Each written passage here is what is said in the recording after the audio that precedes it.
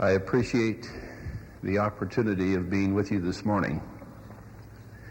It's always a thrill for me to come back to this great campus and to be a little closer to you than we usually get an opportunity to be.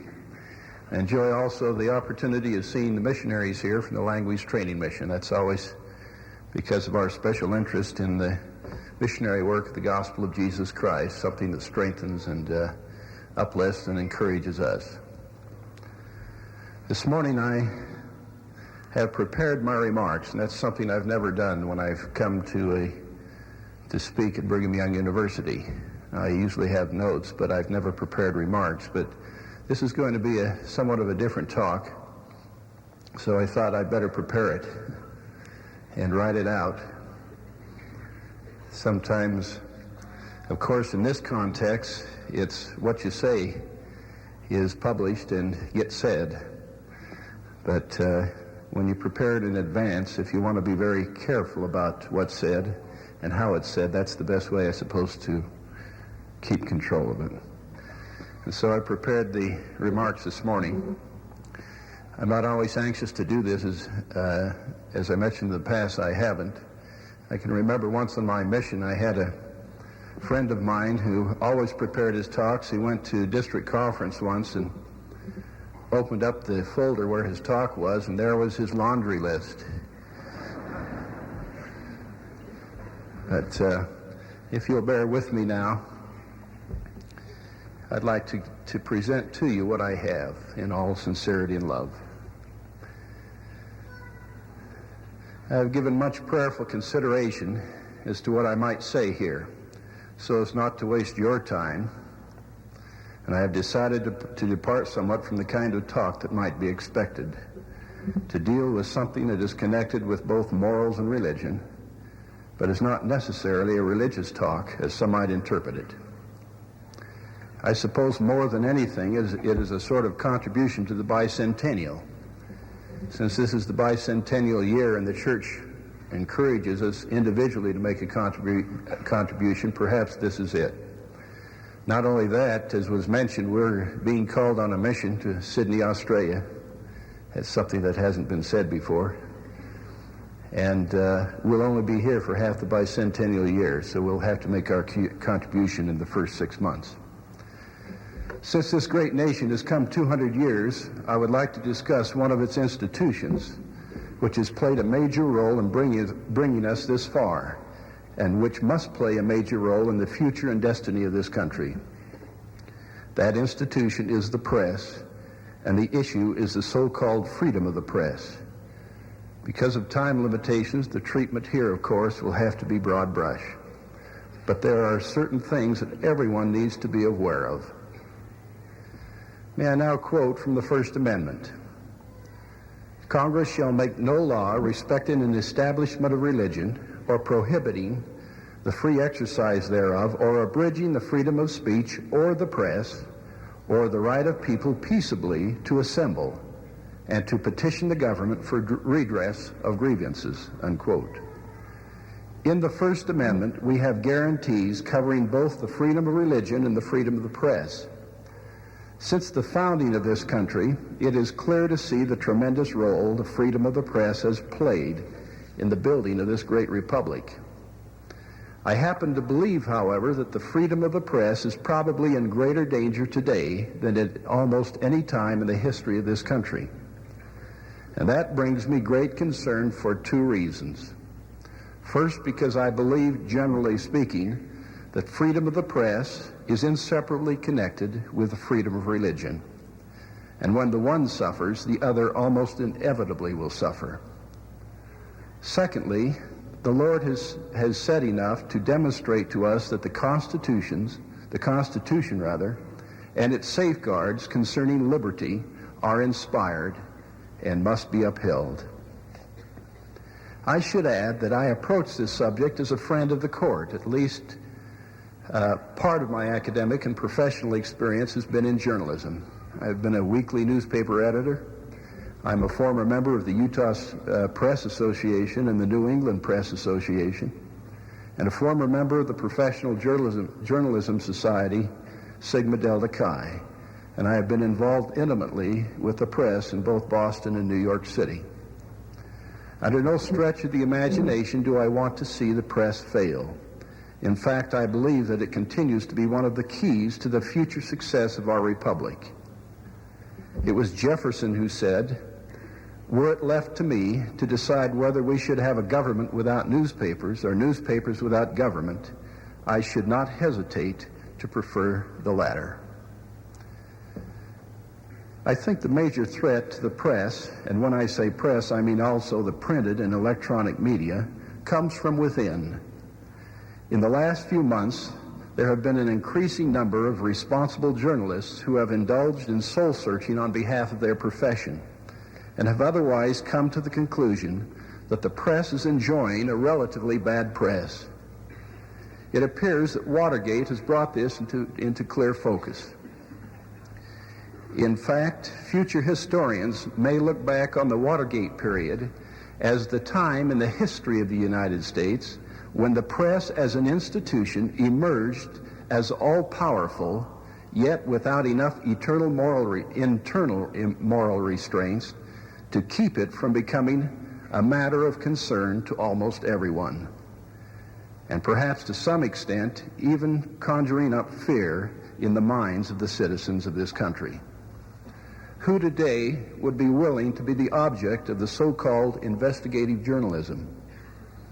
Some of it, true, has been good journalism and has made a healthy contribution.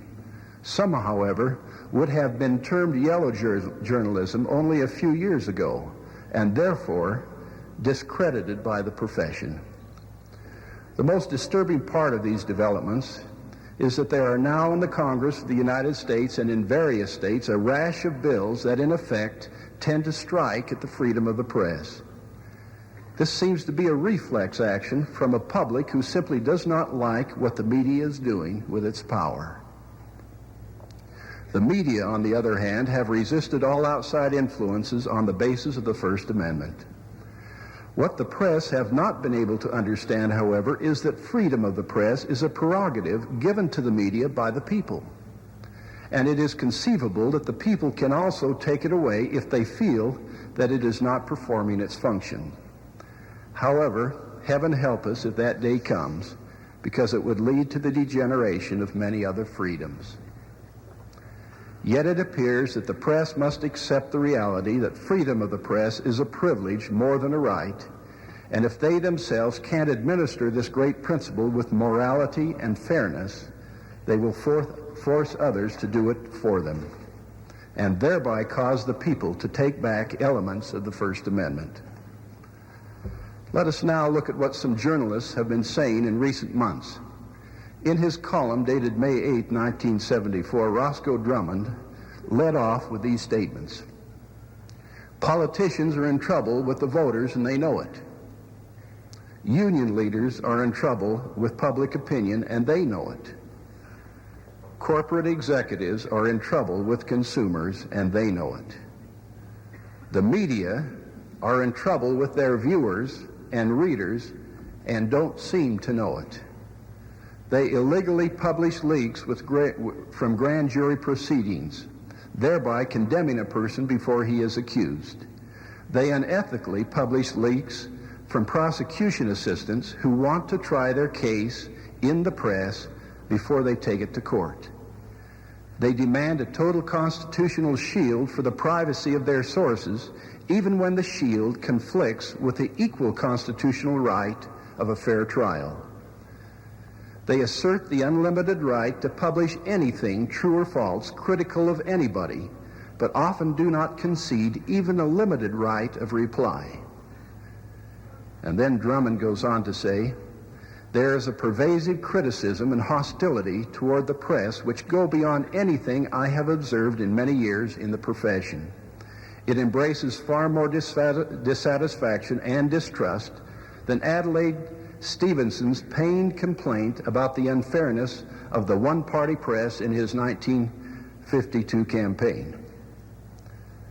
The Drummond column then goes on to say that the whole area of the right of a citizen to reply is something that has been the right of a citizen to reply to something that has been directed at him through the public media. He says, the public deserves fuller access to the media, and the media, whatever their legal rights, have a moral duty to respect voluntarily the moral right of reply. If the media do not voluntarily concede this right more equitably in practice, then they will almost certainly bring down their own house, unquote.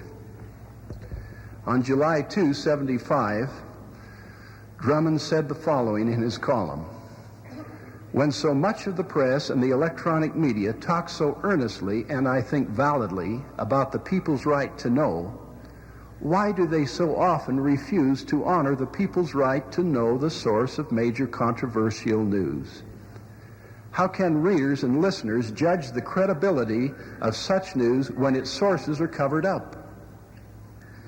He then went on to point out that one newspaper had decided to print nothing from a government official unless it was free to identify the source. However, the same newspaper stated that it was quite willing and eager to print statements critical, even hostile to the government, with unattributed sources. In other words, readers would be allowed to know the source of news favorable to a government official, but not allowed to know the source of news unfavorable to a government official. Drummond, in the final part of his column, did make this observation. The press is beginning some self-examination and correction. Charles B. Sieb is permitted to analyze the Post's shortcoming in the Post. That's the Washington Post. And he's pretty terrific. He exposed both the unfair handling of the bombing and the welfare and the Wallace stories. Those are two stories that Drummond had mentioned previously in his column. He is the reader's representative.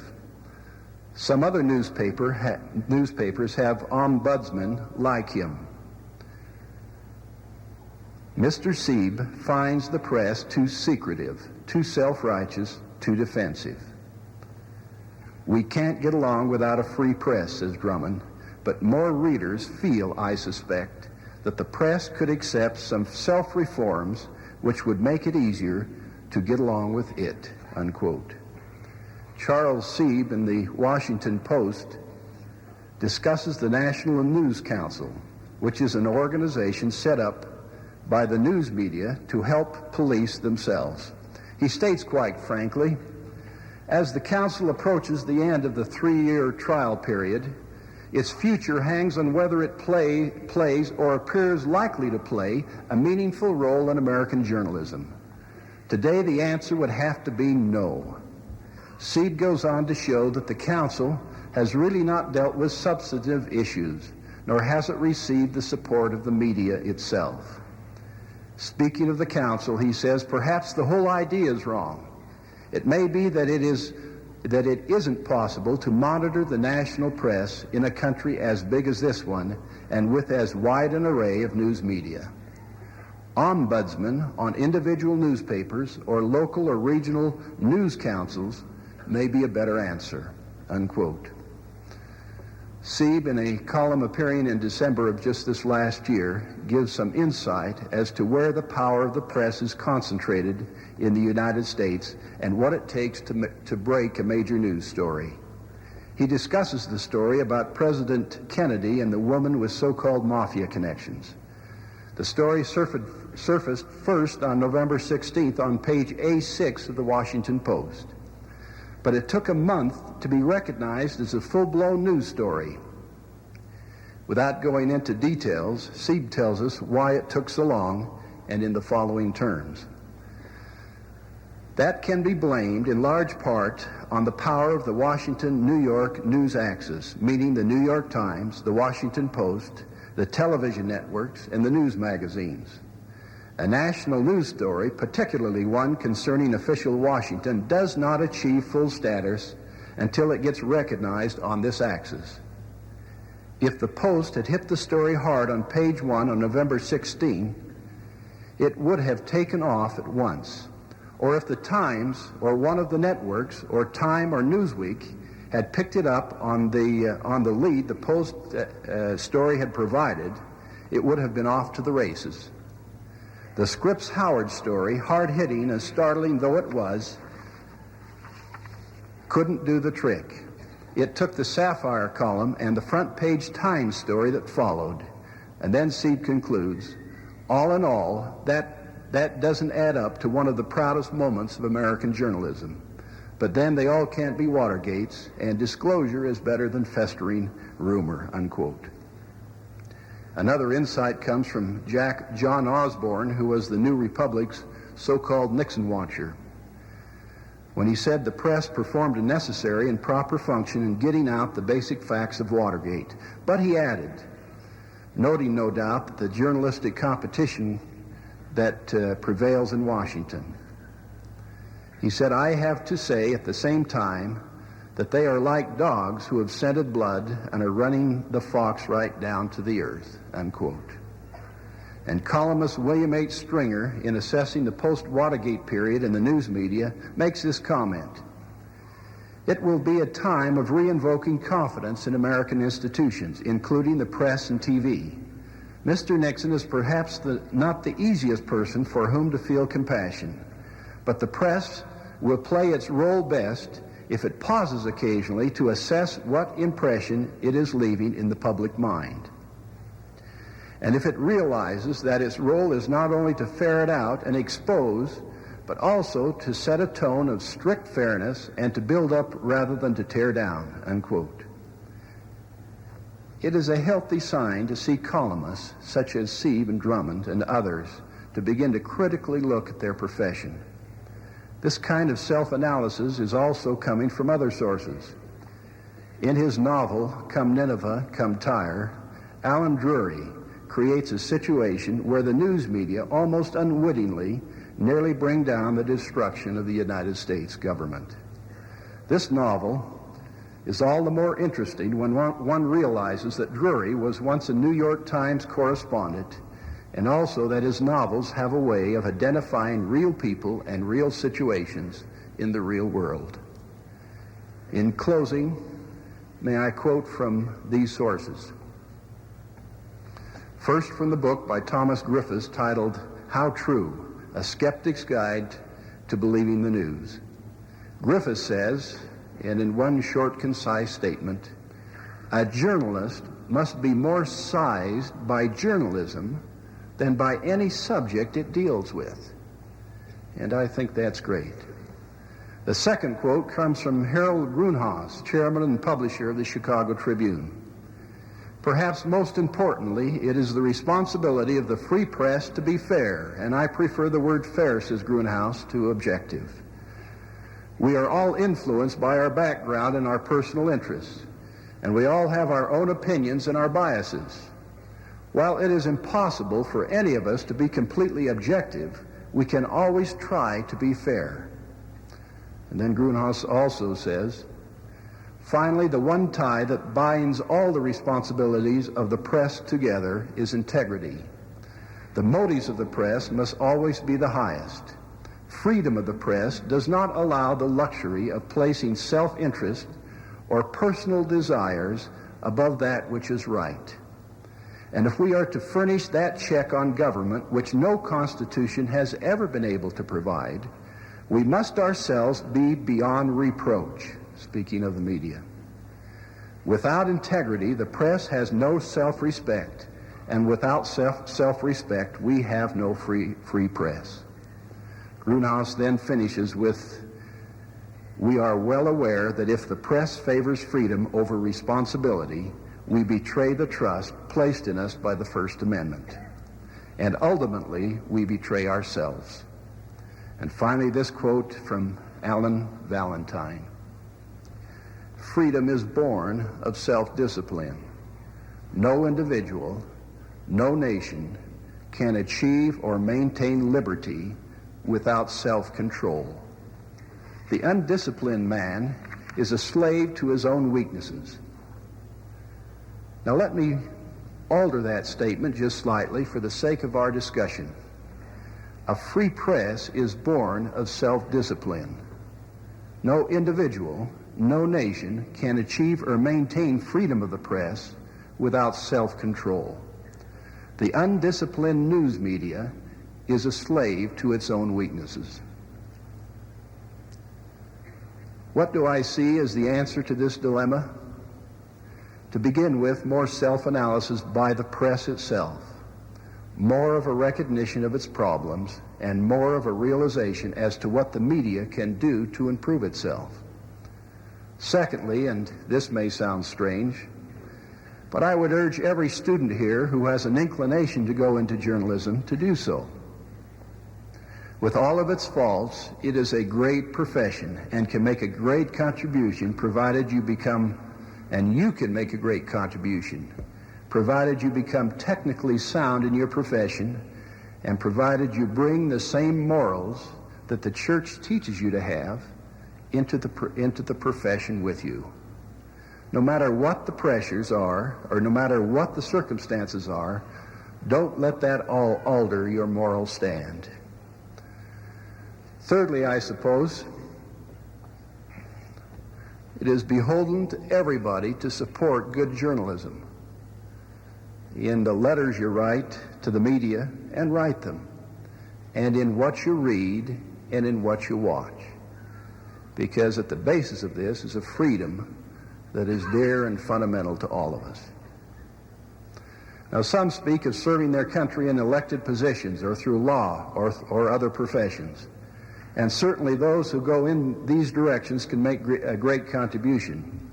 But at this particular time, at the 200th anniversary of our country, and as we look to the future, I can think of no greater contribution to the country, to the Constitution of the United States, and to the principles that we all uphold, than for young men and women with righteous principles and who are moral in their outlook and behavior to enter this great profession. Now may I end where I began. Indeed, there is a connection between freedom of the press and freedom of religion. And for the sake of everything we hold dear in this country, may we keep both of these institutions free. I bear my witness that God lives, that Jesus is the Christ, that Joseph Smith was a true prophet, that Spencer W. Kimball is a prophet of God today. I know this country has been founded on true principles. I know the freedoms that have been established here have been the pattern for freedoms that have been offered and established in every country in the free world. For this I'm grateful. In the name of Jesus Christ, amen.